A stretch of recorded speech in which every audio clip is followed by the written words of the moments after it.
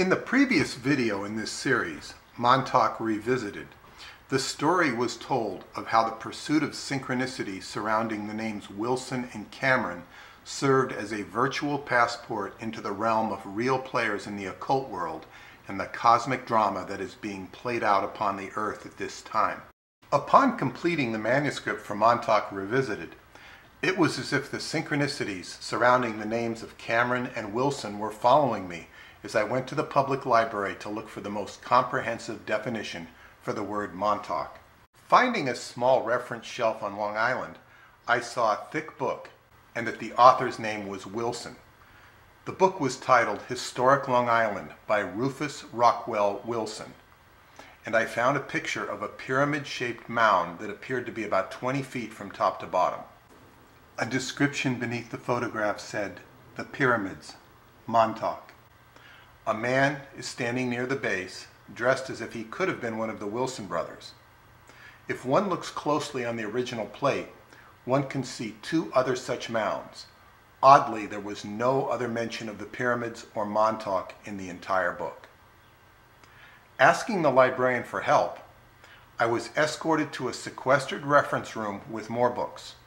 While there was no mention of any Montauk pyramids, I learned that the area known as Camp Hero was considered sacred ground to the Royal Native Tribe of Long Island, who were also known as the Pharaohs, or Montaukets, now known colloquially as the Montauk Indians. This land was sacred and was not to be lived on. I also learned that many of the tribal chiefs of the Montauk Indians used the name of Pharaoh. With pharaohs and pyramids, the allusions to Egypt and the connection to Montauk were glaring and screaming out for identification. But the entire circumstances were still puzzling.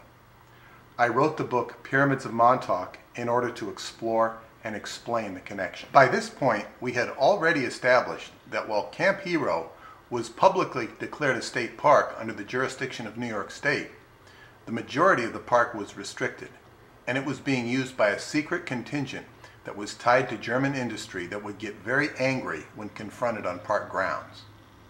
After learning about the Pharaoh family and the pyramids, I traveled to Riverhead, the county seat of Suffolk County, in order to search out the deed of the tract of land known as Camp Hero. Driving a black Mustang, I could not help but notice that I had parked directly opposite an identical car to mine, save that the only three numbers on the license plate were 666. Searching through historical records, I soon saw that two major land transactions concerning this Montauk property included the numbers 666. They were August 6, 1660 and February 6, 1661. There were many disputes over the land, with the Montauks claiming they were cheated and the deeds were not legal. In 1909, there was a shattering decision for the Montauks when New York State Supreme Court Justice Abel Blackmar declared the Montauk Indians to be extinct, despite a full contingent of Indians showing up in court to protest.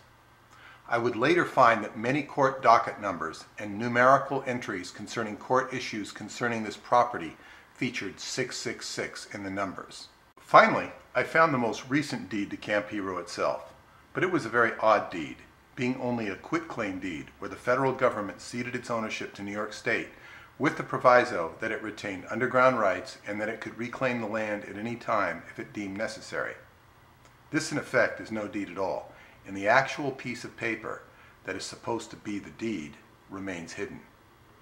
I would later learn that the case against the Montauk Indians is considered by the legal profession to be one of the most infamous, outrageous, and unjust cases ever when it comes to Indian affairs.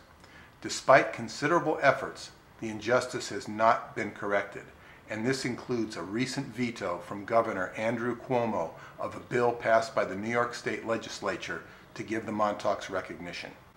My investigation of the Montauk Project and its occult trail, which had already been swirling around the struggle between the Antichrist and Christ, had now reached its way into the realm of the indigenous, ancestral, and contemporary guardians of the sacred land of the Montauk Pharaohs. There was, however, another factor to consider, at least by reason of the Egyptian connection. By tradition, the function of the Pharaoh of Egypt was to serve as a steward to humanity in the role of being an interlocutor between the heaven and the earth.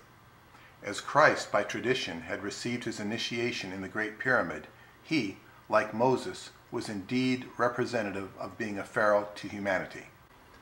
All of these synchronicities with the numbers 666 clearly suggest or point to the prospect that the frequency of Christ, or whatever other archetype or name you choose to use, was being jammed, and that the most likely culprit was the Montauk Project, which operated at a frequency ranging anywhere from 420 to 450 megahertz.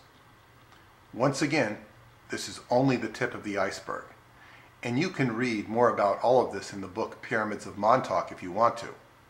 But there was another squatter on this sacred ground that had also reached into some very dark areas, and that was the Nazis.